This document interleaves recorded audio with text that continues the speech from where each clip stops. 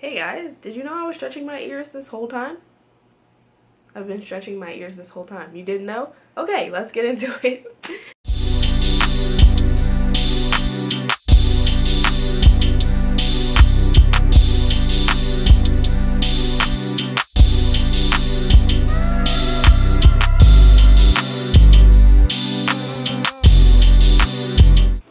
So my original intentions were to record this video in like a compilation format and wait till I got to my goal size.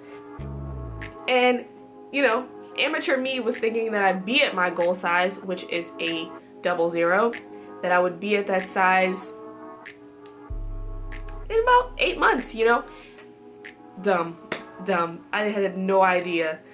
Also, for the record, when I was looking into this and how this works, this process works, a lot of people with stretched ears have unattached earlobes. And if you don't know what that is, it's when, like, you see how my earlobes attach straight to my face? How people have that give and like their earlobes are like meatier and loose. Mine are attached. And I don't see a lot of people with stretched ears with attached earlobes. So it was really hard to get a gauge on what it would look like on me. I did find one person, I forget her name, but I found one girl that did this with attached earlobes, and I was like, okay, cool. I just needed to see some sort of representation for us. I started this process over a year ago, so it's been quite a while, and my ears are currently at a 4 gauge, and I have glass plugs in my ears right now from Body Art Forms on Etsy. So some of the things I learned, and I will insert some videos of me like gradually stretching up. Some things that I've learned is that I really prefer glass plugs over wood, surgical steel, stainless steel, acrylic. There's all types of materials that make plugs, but I really prefer single flare glass plugs. And I get mine from a combination of urbanbodyjewelry.com, buddhajewelryorganics.com, and most recently Body Art Forms on Etsy. I do have some ear jewelry from Amazon that's glass, but for the most part I stay with those 3 companies. And also I really like Gorilla Glass, but I can't find it as often. So yes, glass is my preferable method of stretching. I did stretch, I think it's called. And by no means is this video meant to teach you anything. I'm just sharing my experience. I am not a professional, so I cannot teach you anything. You should definitely consult a professional, someone who is licensed, certified, whatever. That's one thing I will say. I highly recommend glass plugs. Also, if you're experiencing any sort of tingling, if it goes, I'll take tingling and pinching, but if it goes past that to the point where you're even touching your ears and it's hot or extremely uncomfortable, take it out and go back down the size. I've done that twice now where I've forced my ears to go up and they bleed and I have to go down the size and wait for them to heal. Do not recommend that. Also, I started struggling with my left ear. My left ear is not with the shits, okay? I started struggling with my left ear at around 10 gauge.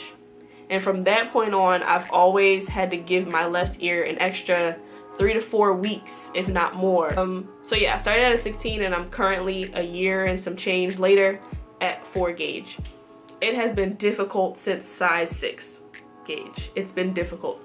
But, you know, it forced me to be patient. It's kind of like a lock journey almost, where it like forces you to be patient and just enjoy the ride and just embrace what comes with each size that you're at.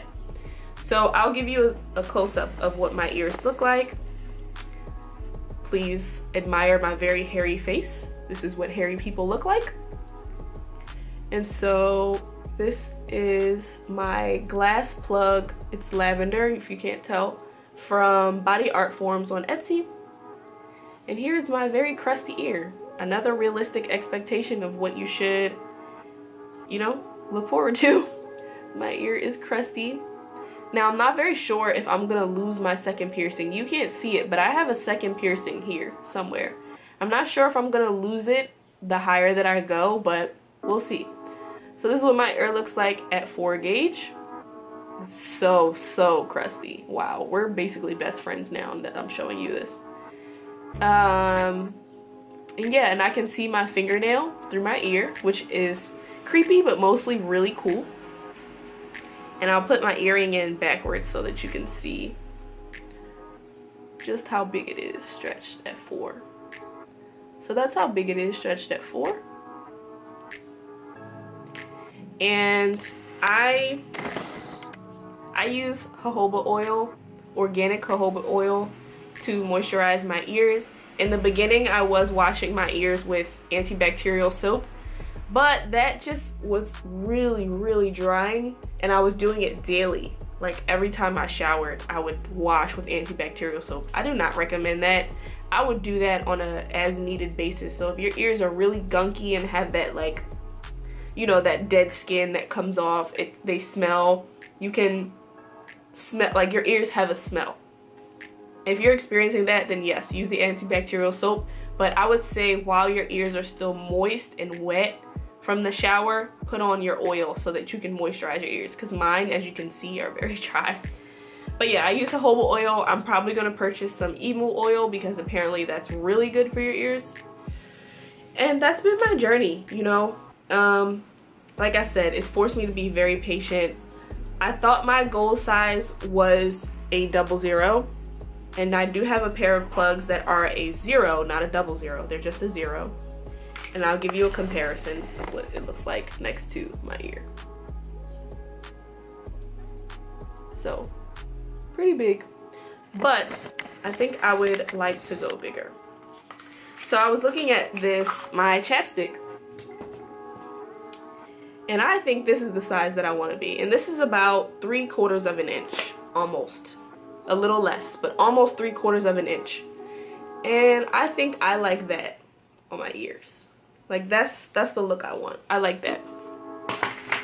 So good luck on your stretching journey. Please be patient and do not force your ears to go. Everyone probably has a stubborn ear. Mine is my left ear. Be patient. Don't force it.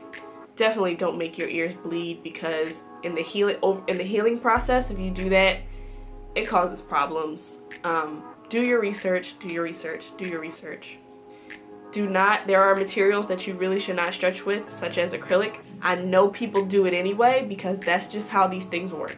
That's why I really don't like those like uptight piercers that act like this stuff doesn't exist. Like, it's okay for you to warn people not to use it, but let's also not act like all of us have the money to spend on all of these luxurious metals to put in our ear, when you know darn well that for the most part we will be okay with surgical steel. You know that for the most part.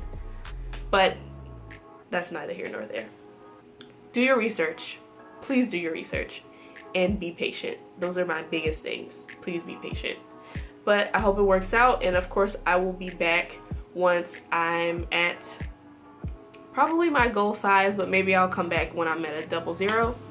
And I hope you guys enjoyed. I'll see you in the next video.